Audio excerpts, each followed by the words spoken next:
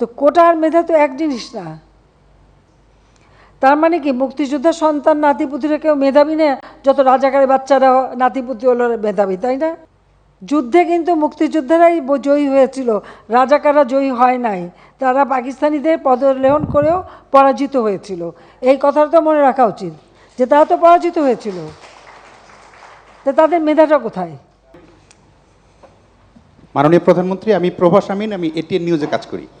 একটু কোটা প্রসঙ্গে আরেকটু কথা বলি। আমাদের তরুণ প্রজন্মকে ভুল বুঝিয়ে মুক্তিযুদ্ধের মুখোমুখি করা হয়েছে, এটা খুবই দুর্ভাগ্যজনক। আরেকটা খুবই ভুল ধারণা তৈরি করা হয়েছে যে কোটা এবং মেধা, মনে হতে পারে যে যারা কোটায় চাকরি করে তাদের কোনো মেধা নেই, কিন্তু আবেদন করার ক্ষেত্রে কোটা লাগে না, প্রিলিমিনারিতে কোটা লাগে না, লিখিততে কোটা লাগে না, একদম শেষ মুহূর্তে গিয়ে কোটা অ্যাপ্লাই হয়। তখন আসলে মেধায় সবাই সমান। এখন আমার সামনে যদি দুইটা অপশন থাকে যে দুইজনই সমান মেধাবী, একজন মুক্তিযুদ্ধের সন্তান, একজন রাজাকারের সন্তান, আমি অবশ্যই মুক্তিযুদ্ধের সন্তানকে চাকরি দিতে চাই। জি, সেটা একটা। ফলে মেধা এবং কোটা খুব সহজে মানুষকে বিভ্রান্ত করা যাচ্ছে যে সব মেধাবীরা চাকরি না নিয়ে কোটার চাকরি।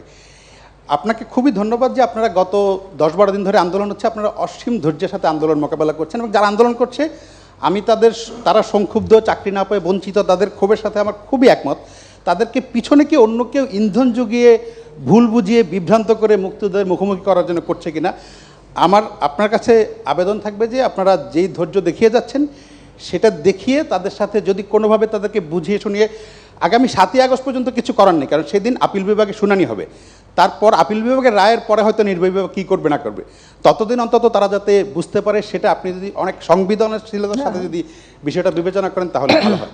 আপনাকে অনেক ধন্যবাদ। জি, এটা ঠিকই যে আসলে মেধা কার কত সেটা পরীক্ষা প্রিলিমিনারিতে হয়, তারপর পরীক্ষা হয়, রেজাল্ট হয়, ভাইবা হয়, সেই সময় যেটা যেটা বাস্তব, তো যদি মুক্তিযোদ্ধার সন্তান হয় তো সেই পাবে। আর সবসময় যে সব কোটা পূর্ণ হয় তাও তো না, যেটা বাকি থাকে সেখানে তো ওই তালিকার থেকেই দেওয়া হয়। এর মধ্যে অনেক চাকরি কিন্তু ওই তালিকা থেকে দেওয়া হচ্ছে এটা, এবং সেটাও একটা নির্দেশ আমি দিয়েছিলাম। কাজে এটা কিন্তু আছে, কিন্তু সেখানে অবশ্যই মুক্তিযুদ্ধ অগ্রাধিকার পাবে, এটা তো দিতেই হবে। এখন মেধা, এই যে মেধা আর কোটা নিয়ে, তো কোটা আর মেধা তো এক জিনিস না, তো এইখানে দ্বন্দ্বটা সৃষ্টি করে, এটা একটা ট্যাকটিস। তার মানে কি মুক্তিযোদ্ধার সন্তান নাতিপুতিরা কেউ মেধাবী না, যত রাজাকারের বাচ্চারা নাতিপুতি হলো মেধাবী, তাই না? কিন্তু এটা ভুলে গেলে চলবে না যে যাদেরকে মেধাবী না বলছে তাদের হাতে কিন্তু ওরা পরাজিত। যুদ্ধে কিন্তু মুক্তিযোদ্ধারাই জয়ী হয়েছিল, রাজাকাররা জয়ী হয় নাই। তারা পাকিস্তানিদের পদলেহন করেও পরাজিত হয়েছিল।